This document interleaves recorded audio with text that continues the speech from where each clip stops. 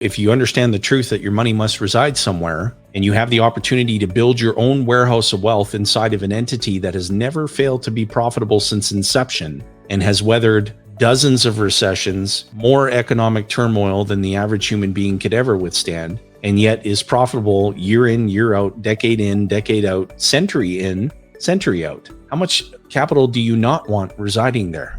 So Rich, here's something really, really interesting. So obviously the state of inflation that we're in today. And you had asked me this den of knowledge. And you said, hey, what do you think $500,000 would translate into? So if you were to think of $500,000 back in the early 1980s, what do you think that would translate to in today's dollars? And I said, well, it's got to be north of 2 million. And you said, oh yeah, it's 2.6.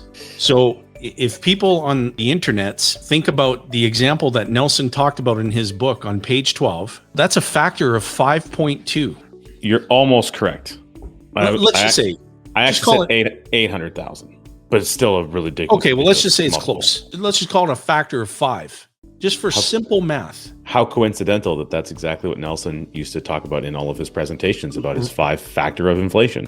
Right. And so if you recall what he described in his book when he said, you know what, at the time, early 1980s, he got accustomed to paying 9.5%. He was $500,000 in mortgage debt because he was an active real estate investor. So we take $47,500 and multiply that by a factor of 5. That's $237,500 in today's money. That's $19,792 a month. Inflation skyrockets. Interest rates peak at 21.5% if you were prime. Now I owe 23%. So now he owes $67,500 more than the $47,500 he grew accustomed to paying. So if you think of it in factor of 5, $67,500 multiplied by 5, that's another $337,500 or another $28,125 a month. Just in interest. Just in additional interest that he wasn't expecting to pay. Now, do you think that stressed him out just a little? You might say it would be probably crippling for the average human being. Yeah, and so he goes on to talk about, hey, people were saying, well, Nelson, why don't you just sell the real estate? And he's thinking, what fool would buy the real estate from me knowing that they have to finance it at such a high rate of interest? And to pay him the price that he needed to get out of the real estate so that he could pay off the snakes and dragons.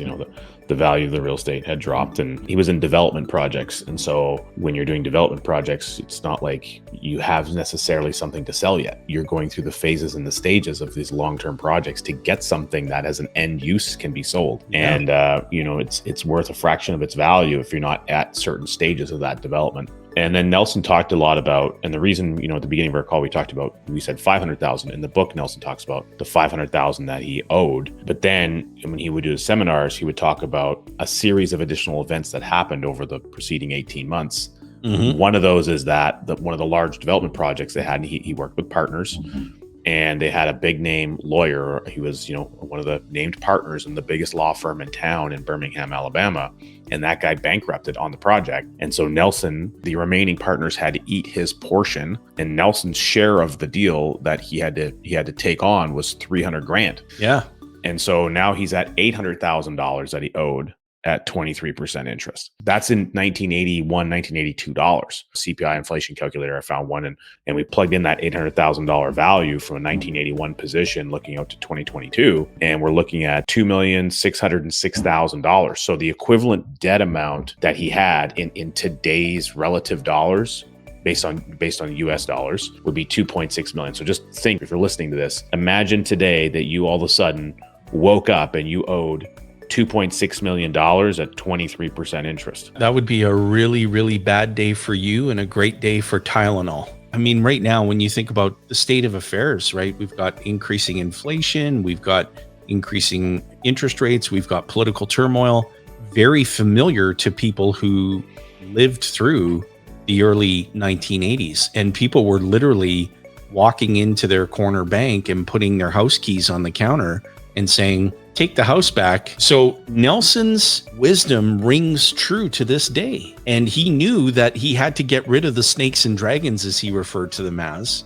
And he had every option available to him, including filing an assignment in bankruptcy. That is something that he could have chose to do at that time. And he chose not to go down that path. And not only did he get rid of the snakes and dragons in a 13-year window, but he also took care of that attorney's share of the deal that you just described earlier. And he didn't realize that the solution to the problem was right there in front of him. He owed all of this debt at 23% interest, and he could borrow from the life insurance companies because he already had accumulated a system of policies up to that point in his life. He just didn't realize that that tool was the solution to his problem, and he could borrow money in the form of policy loans at 8 to 8.5%. So again, doing some grade 3 arithmetic, it didn't really take him too long to figure out that he had the solution right there. The problem was he didn't have enough because he hadn't been putting enough premium in. Bingo. So his real epiphanous moment was like,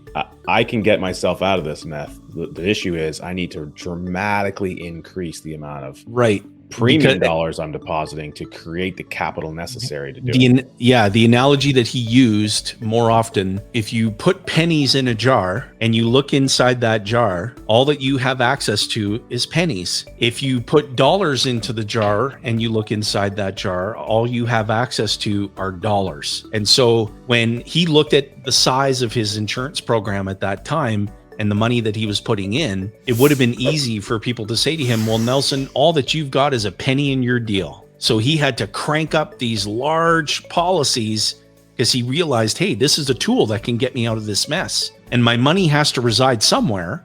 So why don't I build my own warehouse of wealth while I'm simultaneously getting rid of all the snakes and dragons in my lifetime? I posted in the comments too another link to this the same like inflation site, and I just adjusted the numbers. And I was thinking about Nelson in his seminar. He would talk a lot about his State Farm policy. So he got his State Farm policy in 1959. His brother sold it to him, and his premium was $398.20 a year. And that was for a $20,000 starting death benefit. Was the original death benefit contract.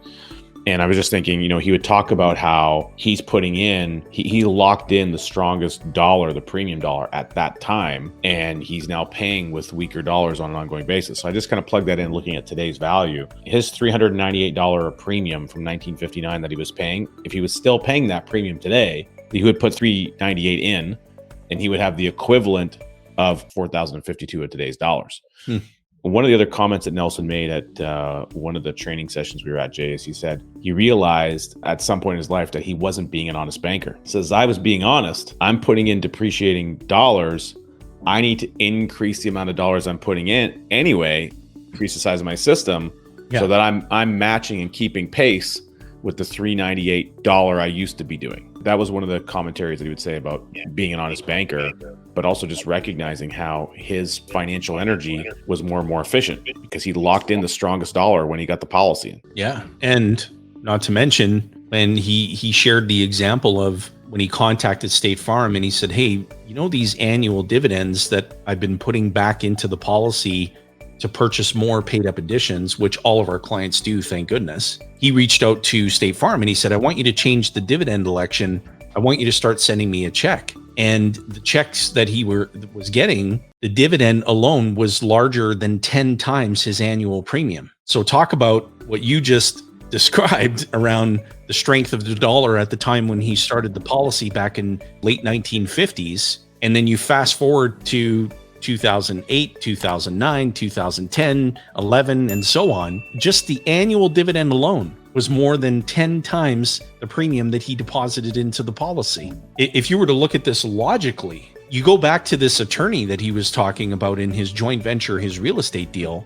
Nelson tried to describe the process of becoming your own banker, and the attorney not only didn't implement that in his own life, but he borrowed money from Nelson to finance an airplane. And so Nelson said, I used the payments that this attorney was making to me every month to go and do the very thing that I was trying to convince the attorney to do for himself. So he took that stream of payments and went and purchased another policy. Exactly what he was trying to convince the attorney to do. And from that moment forward, he said, I'm no longer in the convincing business. A person's either going to catch this and realize that infinite banking concepts is the solution to the problem, or I don't have a prospect to work with. I'm not going to try and convince somebody that this is what they should be doing. And that's what led him to that philosophy of infinite banking concepts is more caught than it is taught. And that is just so true. And it rings even truer to this day with the current state of the union that we're in, because people are connecting with us every single day at an ever increasing rate. We're saying, we've been stalking you guys on the YouTubes and the Facebooks for months now. And it's like, wow, that's an interesting way to open up a conversation. And then we really believe that this is something that we need to be doing. And we've been looking for this. We just didn't know exactly what it was that we were looking for. But believe me, this strikes us as the right thing for us to start doing now. That's someone who's caught it. People would ask them, especially advisors, that ask them the question like, hey, Nelson, how do you strike up the car? How do you get someone interested to learn more about this? And Nelson was like, well, do you ever have the gut feeling there's something fundamentally wrong in the financial world we live in? Yeah. Give me $20 and read this book. That's exactly how we do it. Give me $20 and read this book. And so, Nelson really believed that, give people an opportunity to come to it at their own schedule. Yeah. Plan to see with them, give them the opportunity, but really ask that question. Do you ever have the gut feeling something's fundamentally wrong in the world that we live in?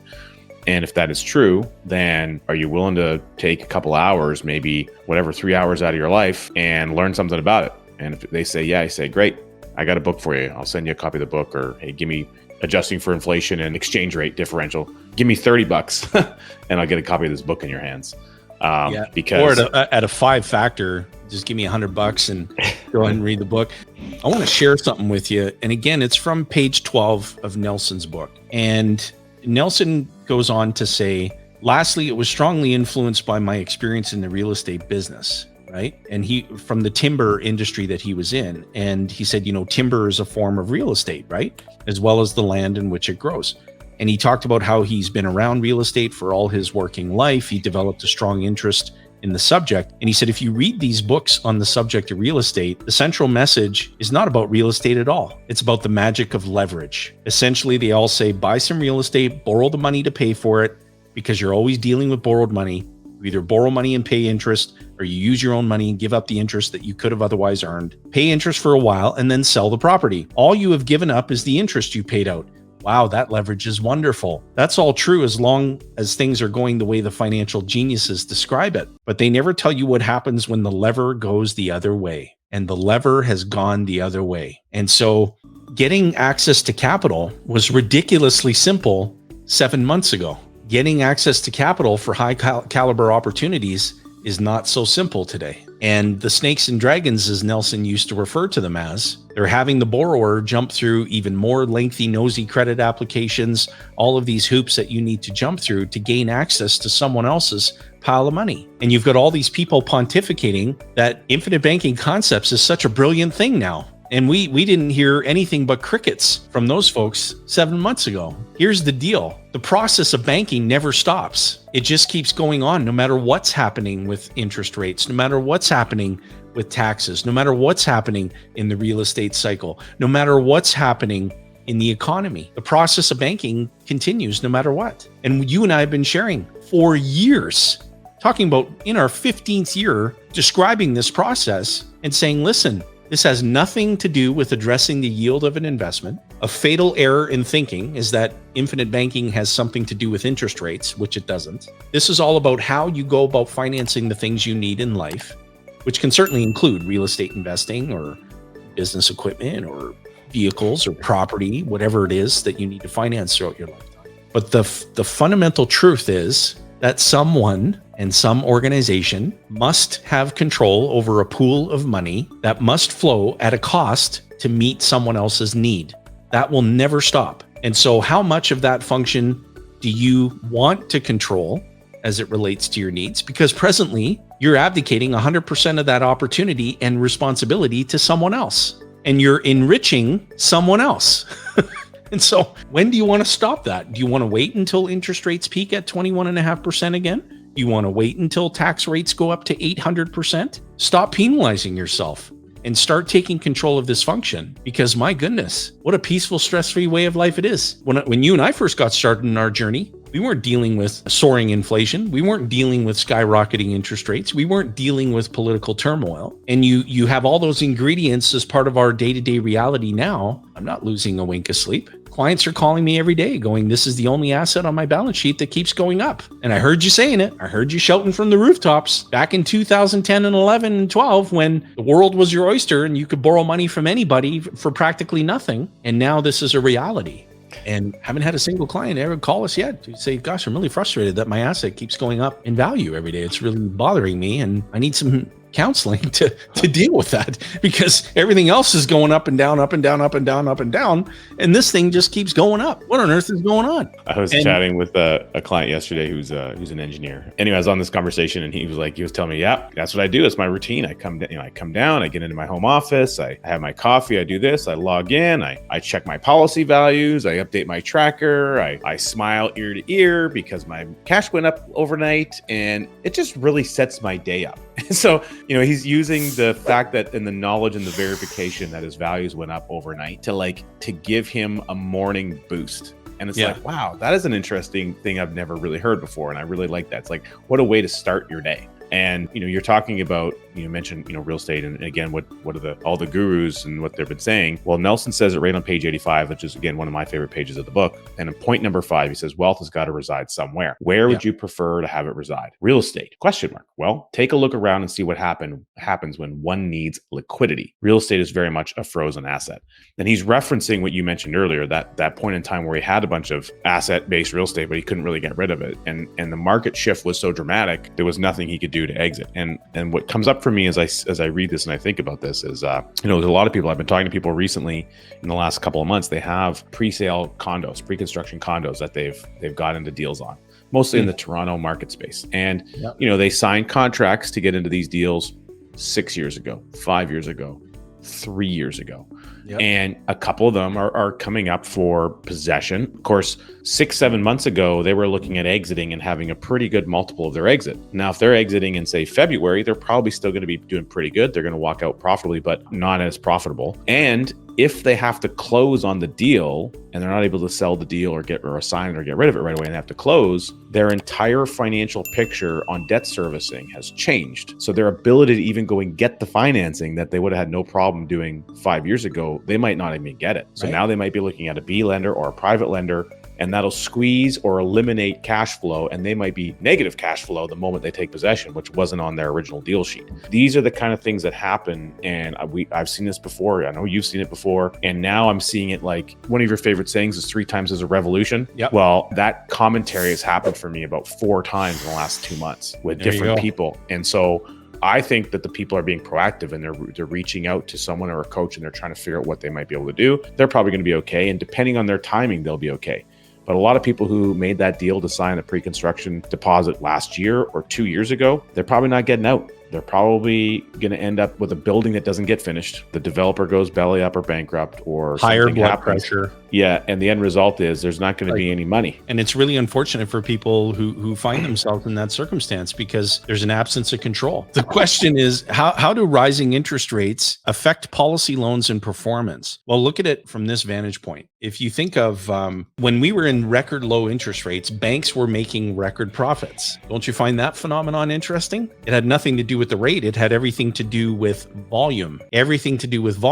So in a rising interest rate environment, banks make less money because there's not as high a volume of lending. If you look inside what's going on within the life insurance carrier, if you are a co-owner of the life insurance company and you're accessing and utilizing the policy loan provision, if the carrier increases the policy loan simple interest rate, is that something that is going to bother you, or is that something that you're going to be completely okay with? Remember the grocery store example. You want to put more money into the cash register so that you can buy more cans of peas to sell to more captive customers. And the insurance companies have to put money to work in a variety of places, one of which primarily is guaranteed fixed income. And so when you have think of a teeter-totter, you've got rising interest rates on this side, and you've got bond prices on this side. Interest rates go up, bond prices go down. Interest rates go down, bond prices go up. Insurance companies have a lot of ready access capital to pounce on high caliber opportunities to create more guaranteed fixed income for the benefit of everyone who co-owns the company. Here's what we got to do. We have to continue to emphasize with people that you've got to think like an owner. Remember, you're all four characters in the financial play. So when you ask that question, you've got to investigate that as an owner. How does this affect the performance of my business? Well, I know how it's going to affect the performance of my family banking business. I'm putting more capital into the system, precisely what I should be doing. And I know how it's going to affect the performance of the insurance company that I co-own. Ever since they've been tracking this, what is the prevailing rate of interest in the marketplace compared to dividend scale interest rates, compared to the performance of the insurance company financially, etc. And this is a good thing for us as co-owners of the life insurance company. I know we're not segregating that from the financial difficulty that families are experiencing across the country. We're just speaking the truth. And so you want to be a co-owner of this business during high rates, low rates, middle rates, skyrocketing rates,